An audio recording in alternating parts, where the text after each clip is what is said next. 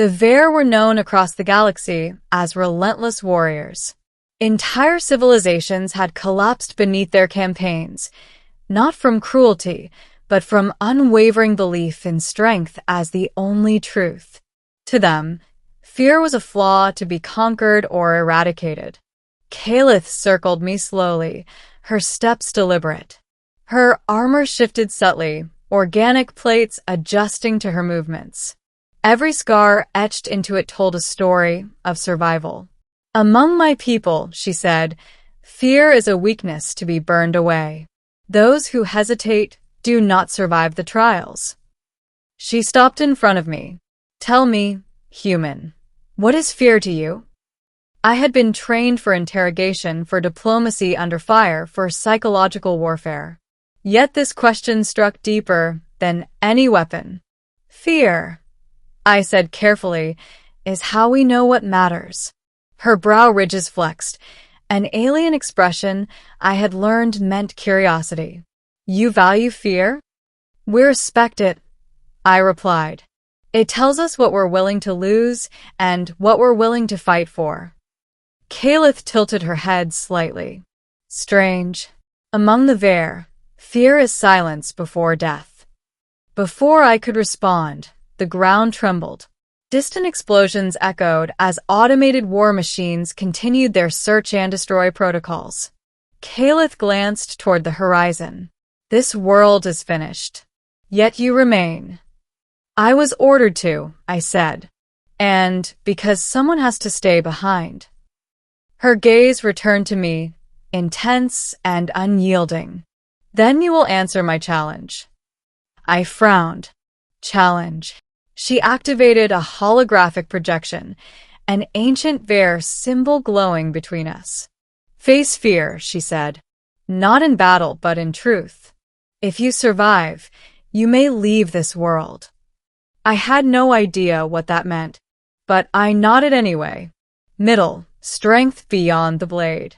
She led me through the ruins of what had once been a research city. Towers lay broken like fallen giants, their windows shattered, their streets buried beneath layers of ash and metal. As we walked, Kalith spoke, not as an enemy, but as a warrior explaining her path.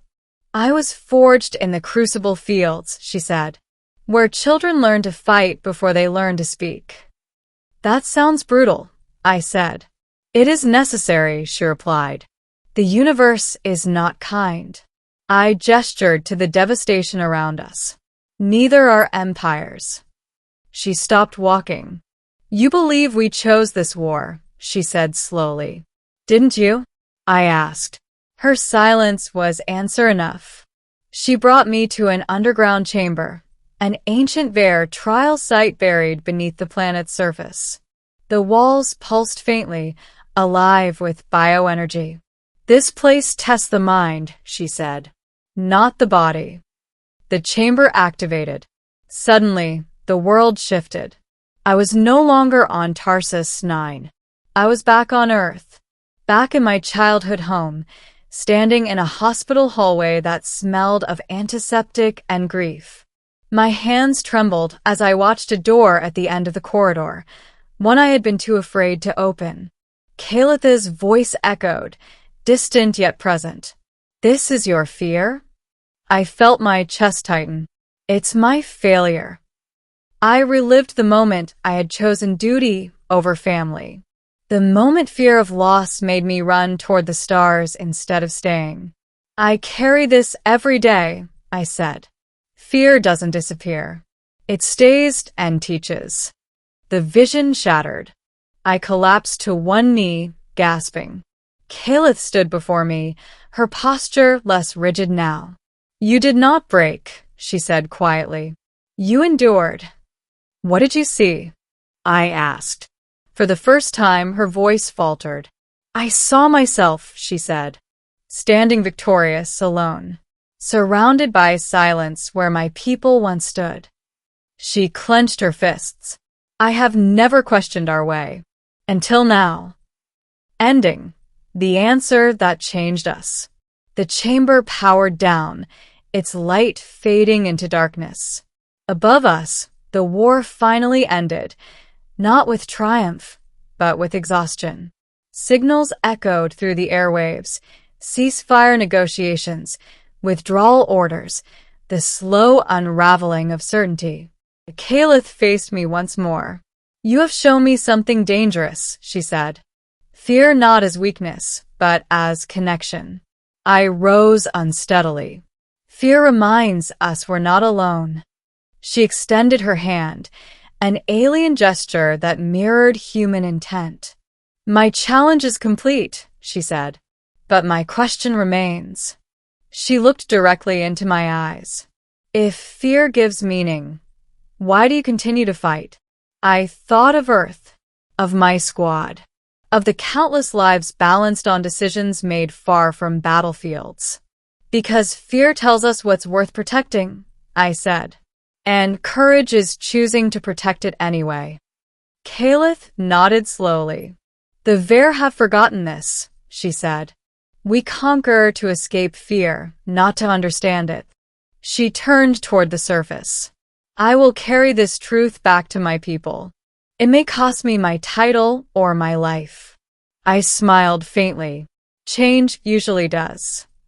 As we emerged into the fading light of Tarsus, 9, extraction ships finally descended from the sky. Caliph paused beside me. "Human," she said. "If we meet again, will you still stand when afraid?" I met her gaze. "Yes," I said. "Will you?" For the first time, the alien warrior smiled, not as a champion, not as a conqueror, but as someone who had learned a new way to survive. "I will," she said. The ships lifted off, carrying us in different directions. But the question she asked, the challenge she gave, stayed with me long after the war ended. Because fear, I realized, was never the enemy. It was the voice reminding us why we choose to stand. The battlefield fell silent in a way that felt heavier than any explosion. The alien warrior, Calithera, lowered her blade, its bioluminescent edge dimming as if it, too, had exhaled. Around us, the shattered plain of Virex, 9 steamed under a dying sky, torn banners of 2 civilizations fluttering weakly in the charged wind. The war had paused, not because one side had won, but because something far more dangerous had been spoken aloud. Fear. She stepped closer to me, her towering frame casting a long shadow that swallowed my own. Once, that shadow had terrified me. Now it felt like shelter. "You answer my challenge," she said, her voice no longer amplified by armor or rage. "You did not deny fear. You named it." I looked past her, at the soldiers, human and alien, watching us with weapons half-raised, uncertain who their enemy was now. "Fear isn't weakness," I replied, my voice steady despite the tremor in my chest.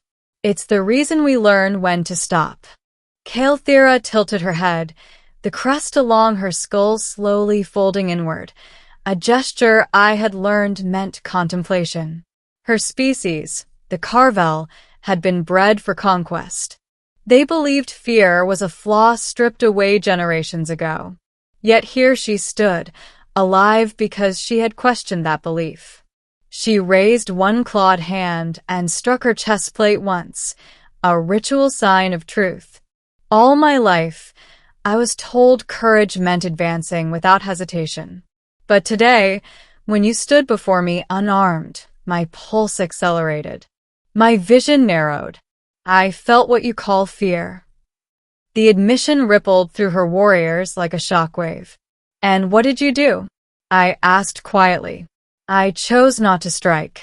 The sky above us finally broke, clouds peeling apart to reveal the pale star both our fleets orbited. Light washed over the battlefield, illuminating scars on the ground, on our bodies, on our histories. Calithera turned to her forces. "Lower your weapons," she commanded. There was hesitation. Then, one by one, blades powered down, cannons dipped toward the earth. Across the field, Human commanders mirrored the motion, disbelief etched into every rigid stance. She faced me again. "You challenged my understanding of fear," she said. "In doing so, you challenged my people's destiny." My breath caught. "And what will you choose?" For a long moment, she said nothing. Then she extended her hand, not in dominance, but open, vulnerable. "I will choose to learn." I took her hand. The gesture was simple, but it echoed louder than any battle cry. In that moment, centuries of bloodshed loosened their grip on the future. The war did not end that day, not truly. Peace is never born fully formed. But something irreversible had begun. Later, as the armies withdrew and diplomats rushed in to claim credit for what they barely understood, Kael'thera stood beside me at the edge of the plain. "Your kind still fears us," she said. "We do," I admitted. "And your kind still fears what we might become." She nodded. "Then perhaps fear will keep us honest." As her shuttle lifted into the sky, disappearing among the stars, I realized the truth she had uncovered was now mine as well. Fear had not made us enemies. The refusal to face it had. And somewhere beyond the limits of our worlds, a new story was taking shape, not of conquest or survival, but of courage redefined.